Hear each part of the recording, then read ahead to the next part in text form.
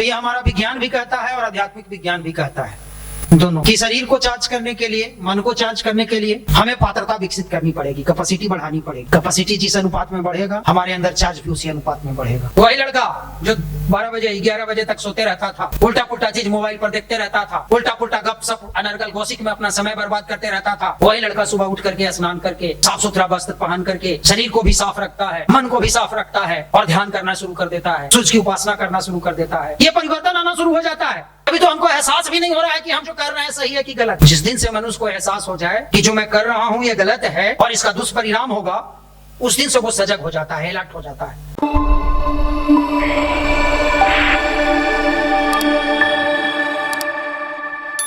जीवन में तरक्की उन्नति करने के लिए, सफलता प्राप्त करने के लिए पात्रता की जरूरत होती है और आवश्यक चीज है। आप देखते हैं वर्षा ऋतु आती है, बारिश का पानी होती है। बारिश का पानी होती है तो जहां पर छिछलापन होता है, उथलापन होता है, वहां से पानी गिर जाता है। जहां पर गहराई होती है वहां पर पानी जमा हो जाता है, क्योंकि उसकी पात्रता होती है, उस पात्रता होती है, गहराई होती है, उसके अंदर जमा हो जाता है। आध्यात्म हमारे जीवन में वही कार्य करता है, हमारी पात्रता को विकसित करता है। गहराई, अंदर से हम गहरा होते जाते हैं और जब गहरा होते हैं तो भगवान का अनुदान वरदान सब जगह बरसता है, समान रूप से बरसता है। अब जिसको जितना लेने की क्षमता है उतना वो ग्रहण करता है, लेता है। समान रूप से उनकी ऊर्जा बरसती है, जिसके अंदर जितनी कैपेसिटी होगी उतना लेता है। विज्ञान भी कहता है, पढ़े होंगे आप लोग फिजिक्स का फार्मूला, चार्ज जो होता है वो कैपेसिटेंस के अनुपात में बढ़ता है। जितना आपके अंदर कैपेसिटेंस बढ़ेगा, कैपेसिटी बढ़ेगी, चार्ज की मात्रा उतनी आपके अंदर बढ़ेगी। आप उतना ज्यादा उत्साहित रहेंगे, आपके अंदर उतना ज्यादा उन्माद रहेगा, जोश रहेगा, मनोबल मजबूत रहेगा, शरीर बल मजबूत रहेगा, फ्रस्ट्रेशन नहीं आ पाएगा, डिप्रेशन नहीं आ पाएगा, नकारात्मक चिंतन आपसे कोसों दूर चला जाएगा। आएगा भी तो दूर से ही टकरा करके रिफ्लेक्ट हो जाएगा, बाहर चला जाएगा। आपके अंदर ये बढ़ती जाएगी। तो ये हमारा विज्ञान भी कहता है और आध्यात्मिक विज्ञान भी कहता है, दोनों, भौतिक विज्ञान और आध्यात्मिक विज्ञान दोनों कहता है कि शरीर को चार्ज करने के लिए, मन को चार्ज करने के लिए हमें पात्रता विकसित करनी पड़ेगी, कैपेसिटी बढ़ानी पड़ेगी। कैपेसिटी जिस अनुपात में बढ़ेगा हमारे अंदर चार्ज भी उसी अनुपात में बढ़ेगा। और वही बातें अभी हमारे भाई सच्चिदानंद जी आपको बता रहे थे, कहानी के माध्यम से भगवान बुद्ध की कहानी आपको बता रहे थे कि अच्छी चीजों के लिए, भगवान का ईश्वरीय अनुदान के लिए, आध्यात्मिक ऊर्जा के लिए हमें अंदर से गहरा होना पड़ता है। और ये जो गायत्री महामंत्र और ध्यान, सविता देवता का, सूर्य का ध्यान, वही कार्य करता है हमारे अंदर, हमारी गहराई को बढ़ाता है, लेने की क्षमता को, ग्रहण क्षमता को बढ़ाता है। और जब वो बढ़ता है तो हम अच्छी चीजों को एक्सेप्ट करते हैं, सकारात्मक विचारों को एक्सेप्ट करते हैं, नकारात्मक विचारों को अवॉइड करते हैं। सकारात्मक विचार जब हमारे अंदर आना शुरू हो जाता है, अच्छे विचार हमारे अंदर जब आने शुरू हो जाते हैं तो हमारा क्रियाकलाप अच्छा हो जाता है। और जैसा सोचेंगे वैसा काम करेंगे। तो अच्छा सोचते हैं तो अच्छा काम करते हैं, अच्छा काम करते हैं तो हम सफलता की ओर बढ़ते जाते हैं, सफलता की ओर उन्मुख होते जाते हैं। क्योंकि अच्छा कार्य ही हमारे व्यक्तित्व को भी विकसित करता है और हमें सफलता की ओर ले जाता है। और अच्छे कार्य करने के लिए अच्छे विचार चाहिए, अच्छी सोच चाहिए। और वो कहां से आता है? तो उसका ही टेक्नोलॉजी है अध्यात्म। ये जो स्पिरिचुअलिज्म है, स्पिरिचुअल साइंस है, वो उसी की टेक्नोलॉजी है, आपके विचारों को परिष्कृत करने की, आपके विचारों को प्यूरिफाई करने का, आपके सोच को उत्कृष्ट करने का, आपके सोच को श्रेष्ठ करने का। ये जो विज्ञान है वही है आध्यात्म, और उसी की ये ट्रेनिंग दी जाती है। युवा प्रकोष्ठ वही काम करता है।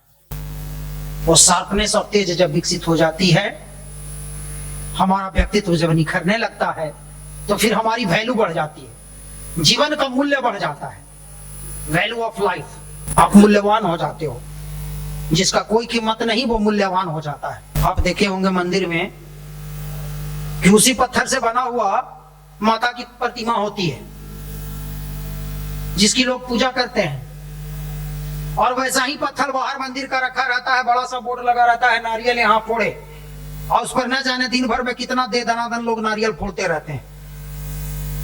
पत्थर तो दोनों है, उसी पत्थर का अंदर माता जी की मूर्ति बनी हुई है, काली माँ, दुर्गा माँ, लोग उसकी पूजा कर रहे हैं। और वैसा ही पत्थर है जिस पर लोग दे दनादन नारियल फोड़े जा रहे हैं, बेचारा दिन भर में हजारों नारियल का चोट सहता होगा, झेलता होगा। तो दोनों में फर्क क्या है? एक ने अपने जीवन को तराशा है, किसी शिल्पकार ने उसको तराशा है, रेजर चला होगा, हथौड़ी चला होगा, छेनी चला होगा, वो नहीं झेला, वो उस चीजों से दूर भागा, ना हम जैसे हैं वैसा ही ठीक है, लॉज में पड़े हुए हैं वैसा ही ठीक है, अभी कंबल में ठंडा लग रहा है सोए हुए हैं ठीक है, कमल में घुसे घुसे मोबाइल पर अपना देखते जा रहे हैं, बस ये लाइफ बहुत अच्छा है, आनंदमय। अब जो ठंडा में कष्ट किया, स्नान किया, ध्यान किया, सूर्य की उपासना की, गायत्री मंत्र किया, युवा प्रकोष्ठ में समय से आया, यहाँ के द्वारा चलाए गए कार्यक्रमों में भाग लिया, रचनात्मक कार्यों में भाग लिया, उसकी दिन प्रतिदिन निखरते गई प्रतिभा। कोई आईएएस है, कोई आईपीएस है, कोई बीपीएससी कंप्लीट किया, कोई जज है, कोई कुछ है, कोई कुछ है, कोई भी बिजनेस व्यवसाय भी कर रहा है, तो जहां भी है शिखर पर है, जॉब भी कर रहा है, तो जिस कार्यालय में, जिस ऑफिस में है, उसका व्यक्तित्व एक अलग तरह का चमकता है, अलग निखरता है, अलग तरह का दिखाई देता है। ये किस चीज का कमाल है? ये अध्यात्म का कमाल है, ये ध्यान और उपासना का कमाल है, ये गायत्री मंत्र का कमाल है, ये इस युवा प्रकोष्ठ के सत्संग का कमाल है, इस युवा प्रकोष्ठ की कंटिन्यूटी का कमाल है, हमारे परम पूज्य गुरुदेव के सिद्धांतों का कमाल है, जिसको उसने अपने जीवन में उतारा और उसको चरितार्थ किया।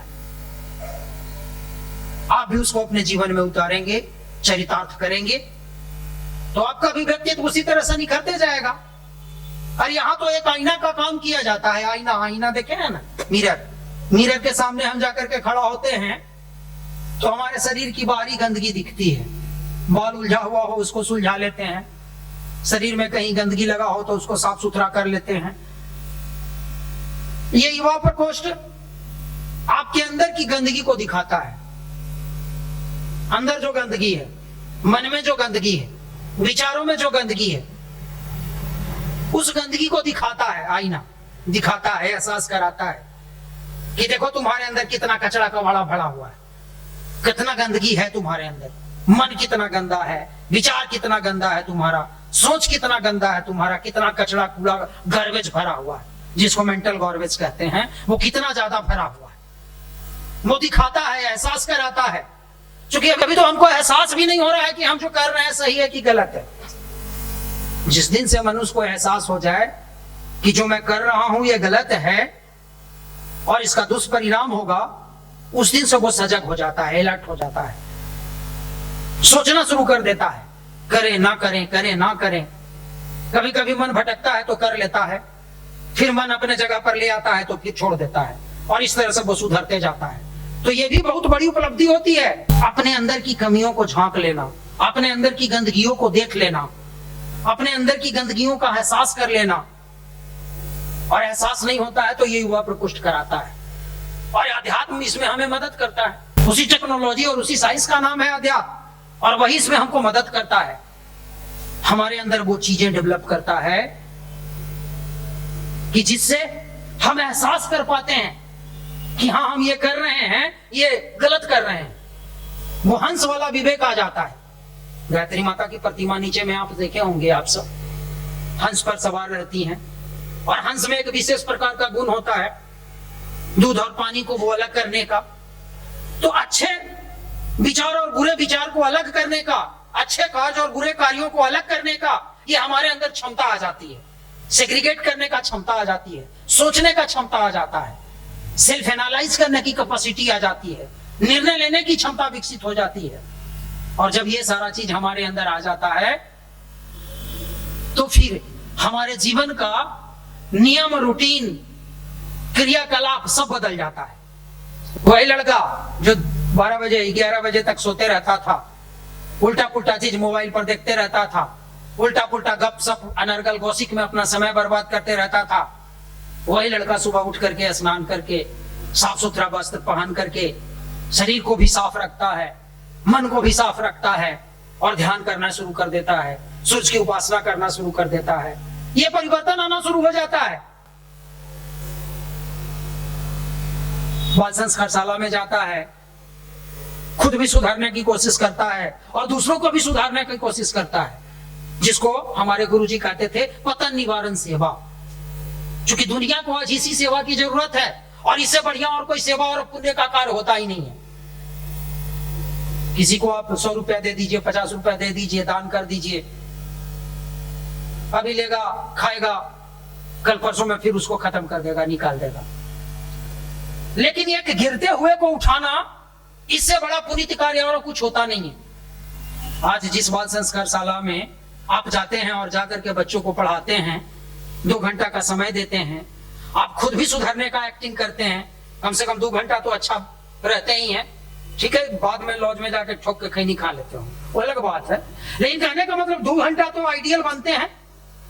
अच्छा बनने का प्रैक्टिस होता है, रियाज। और दुनिया में हर एक चीज को हासिल करने के लिए हमें रियाज करना पड़ता है, प्रैक्टिस करना पड़ता है। संगीतकार संगीत बजाता है, तबला, हारमोनियम, आपको क्या लगता है कि दिन में बजा लेता है? रियाज करना पड़ता है, प्रैक्टिस करना पड़ता है, उसको बरसों प्रैक्टिस करना पड़ता है, एक एक सुर पर, एक एक ताल पर। तो अच्छा बनने के लिए भी तो हमें प्रैक्टिस करना पड़ेगा। ऐसे अच्छाई कैसे आ जाएगी? रियाज करना पड़ेगा, प्रैक्टिस करना पड़ेगा। हमारे यहाँ का जितने भी रचनात्मक कार्यक्रम कराए जाते हैं, सबका उद्देश्य वही होता है, आपके अंदर अच्छा बनने का रियाज हो, प्रैक्टिस हो। आप 2 घंटा के लिए ही अच्छा बनते हो, उसके मेंटर बन के जाते हो। 2 घंटा के लिए ही आप अच्छा बन करके जाते हो, उसको अच्छाई सिखाते हो, अच्छे विचार उसको कोशिश करते हो उसके अंदर डालने का। और ये कोशिश आपको स्वतः भी अच्छा करता है और वो बेचारा, वो जो बच्चे हैं वो भी अच्छे होते हैं। वो अपने घर में जाता है। कितने हमारे बाल संस्कार शाला के बच्चे हैं और बच्चियां कि जिनके घर में नशा था, पिताजी शराब पी करके आ रहे थे, उल्टे पुल्टे कार्यों में लिप्त थे, वो स्टैंड लेता है, नहीं ये गलत है, आप गलत कर रहे हैं पापा, आप ये गलत चीज है, आप ऐसा मत कीजिए पिताजी, ये गलत चीज है। और ये स्टैंड कितने घरों को सुधारा है, कितने घरों को सुधारा है। खुद तो सुधरा, कितने घरों को सुधारा। तो सोचिए कि आप कितना पुनीत कार्य कर रहे हैं, जरा सोच करके देखिए। खुद भी सुधर रहे हैं, दूसरों को भी सुधार रहे हैं, कितना घर सुधर रहा है। और इसी को हमारे गुरुजी कहे थे युग निर्माण योजना, विचार क्रांति अभियान, युग निर्माण योजना। और यही हमारा मिशन है।